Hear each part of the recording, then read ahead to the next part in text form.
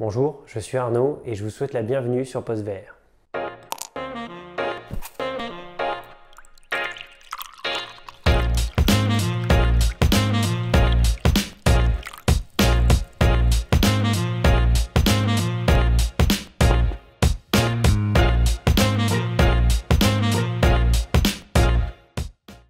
Aujourd'hui, nous allons parler de l'histoire de la VR, une histoire qui est quand même beaucoup plus riche que ce que je pensais au départ. Donc je me suis concentré sur les éléments que j'ai jugés les plus importants. De toute façon, vous trouverez en description des liens vers les sites qui m'ont permis d'écrire cette vidéo. Comme ça, si vous souhaitez approfondir le sujet, vous pouvez le faire par vous-même.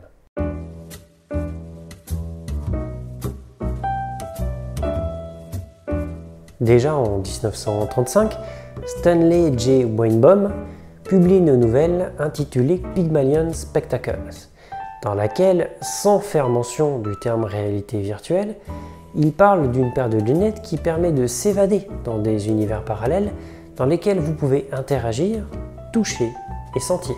En 1938, un théoricien et dramaturge français du nom de Antonin Artaud utilise dans un recueil d'œuvres intitulé Le théâtre et son double l'expression réalité virtuelle pour décrire, je cite, la nature illusoire des personnages et des objets dans le théâtre. C'est dans cette œuvre que le terme réalité virtuelle est répertorié pour la première fois dans une publication. Mais ce terme, dans son usage contemporain, a été popularisé par Jaron Lanier, qui, via sa société Vapel Research, détient la plupart des brevets de réalité virtuelle des années 80.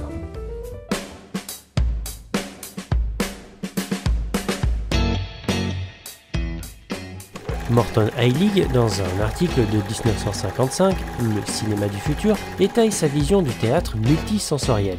Il décrit cette expérience comme une activité qui pouvait englober tous les sens de manière efficace et en 1962, il construit un prototype de ce fameux théâtre multisensoriel, surnommé le Sensorama. Le Sensorama est un appareil mécanique qui comprend déjà à l'époque un écran couleur stéréoscopique pour la 3D, des ventilateurs, des émetteurs d'odeur, un système de son stéréo et une chaise mobile. Malheureusement, Heilig n'a pas pu obtenir de soutien financier pour ses travaux et ses différents brevets. Son travail sur le Sensorama a donc été interrompu. En 1968, Ivan Sutherland met au point le premier casque VR fonctionnel. Resté au stade de projet de laboratoire, cet appareil embarque un écran stéréoscopique permettant d'afficher des formes simples qui changent la perspective en fonction des mouvements de tête de l'utilisateur. L'écran n'étant pas occultant, cet appareil peut aussi être considéré comme le premier casque de réalité augmentée. En raison de son poids très lourd, celui-ci nécessitait d'être suspendu au plafond par le biais d'un bras mécanique. C'est la raison pour laquelle il a été surnommé l'épée de Damoclès, en référence au célèbre mythe romain. À la même époque que l'épée de Damoclès, en 1970 et jusque dans les années 80, l'ingénieur militaire Thomas Furness travaille sur un projet de simulateur de vol immersif, le Super Cockpit. Le résultat est un cockpit d'entraînement capable de projeter des cartes 3D générées par ordinateur, des images infrarouges et radars et des données d'aviation en temps réel au sein d'un espace 3D. Enfin, en 1991, Sega annonce la sortie prochaine, vers 1994, d'un casque VR prévu sur Mega Drive et sur Saturn. Il comprend 2 écrans à cristaux liquides, des écouteurs stéréo, ainsi que des capteurs inertiels permettant de suivre les mouvements de tête de l'utilisateur, mais finalement Sega renonce à sortir ce casque et l'échec du Virtual Boy de Nintendo en 1995 leur donnera raison.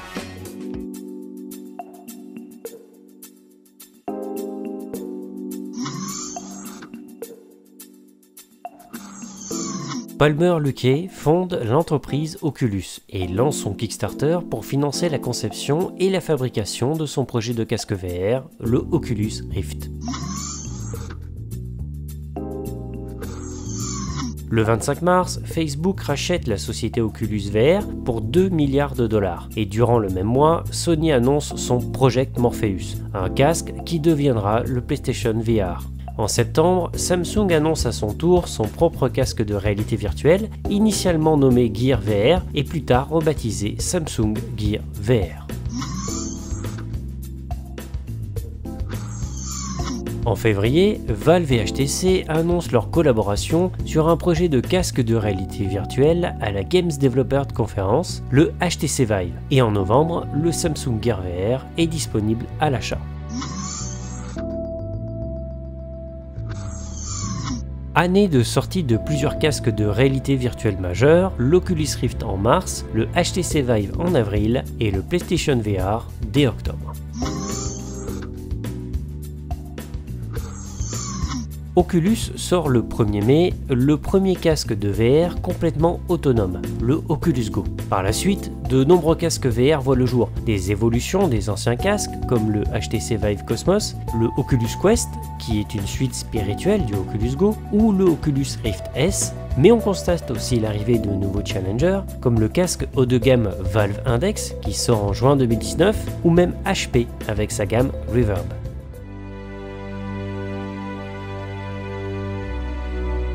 Dans cette dernière partie de la vidéo, je vais vous parler des pistes possibles concernant les futures évolutions des casques VR.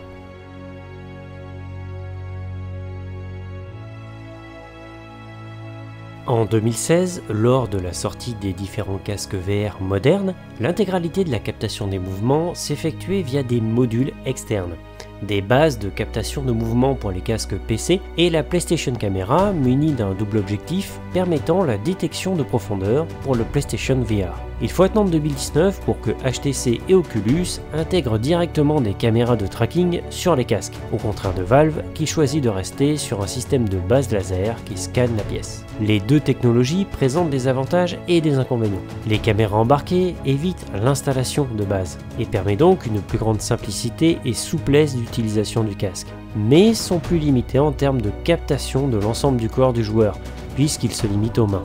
Les bases de captation nécessitent une installation supplémentaire et une accessibilité à des prises de courant pour l'alimentation, sans compter qu'il ne doit pas y avoir d'obstacles bloquant la captation. Par contre, la capture des mouvements est dans l'ensemble plus performante, et surtout l'intégralité du corps du joueur peut potentiellement être reconnue en jeu.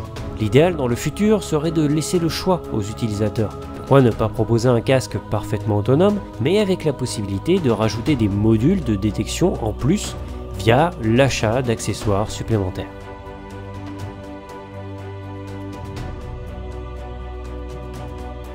Aujourd'hui, les contrôleurs VR les plus performants sont les Valve Knuckles. En effet, ceux-ci disposent d'un tracking complet de la main ainsi que de divers capteurs qui permettent de détecter la poigne de l'utilisateur et ainsi lui permettent de serrer de façon réaliste les objets.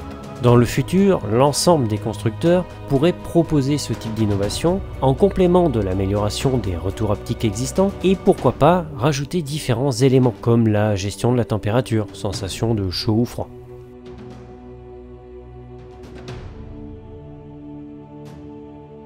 Il a fallu attendre 2019 pour que le premier véritable casque VR autonome ne sorte. Et oui, j'occulte volontairement le Oculus Go et les casques Samsung qui sont plus des casques multimédia à mes yeux. Encore une fois, l'idéal dans le futur serait de laisser le choix à l'utilisateur, un peu comme ce que fait le Quest avec le câble Link, mais en proposant des solutions de streaming sans fil, basées sur le même modèle que Virtual Desktop par exemple. En sachant que Valve a déposé un brevet détaillant le fonctionnement d'un casque sans fil, ce qui prouve que cette solution intéresse les constructeurs.